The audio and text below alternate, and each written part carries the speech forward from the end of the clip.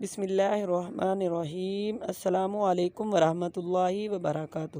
ہر دعا قبول ہونے کا وظیفہ۔ ناظرین، آج ہم آپ کو دعا کی قبولیت کے 2 آسان عمل بتائیں گے۔ جو لوگ چاہتے ہیں کہ ان کی دعا قبول ہو تو سب سے پہلے حرام رزق سے بچیں، کیونکہ حرام کھانے والوں کی دعا قبول نہیں ہوتی۔ اور جب بھی دعا مانگا کرے تو دعا مانگنے سے پہلے سورۃ زمر کی آیت نمبر 46 صرف 1 مرتبہ پڑھ کر اللہ پاک سے دعا مانگ لیں۔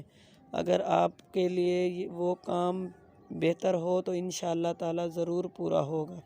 یہ سورۃ پارہ نمبر 23 میں ہے۔ اسی طرح اگر کوئی شخص چاہتا ہے کہ اس کی ہر جائز دعا قبول ہو تو رات کو سوتے وقت روزانہ 220 مرتبہ یا مجیبو پڑھنے کا معمول بنا لے۔ انشاءاللہ اس کی ہر جائز دعا قبول ہوگی۔ یاد رکھیں، دعا کے آداب میں سے یہ بھی ہے کہ دعا کی قبولیت میں جلدی نہ کریں۔ حدیث شریف میں ہے، اللہ تعالیٰ 3 آدمیوں کی دعا قبول نہیں کرتا: گناہگار کی دعا، دوسرا ایسی بات جس سے قطع تعلق ہو، تیسرا دعا کی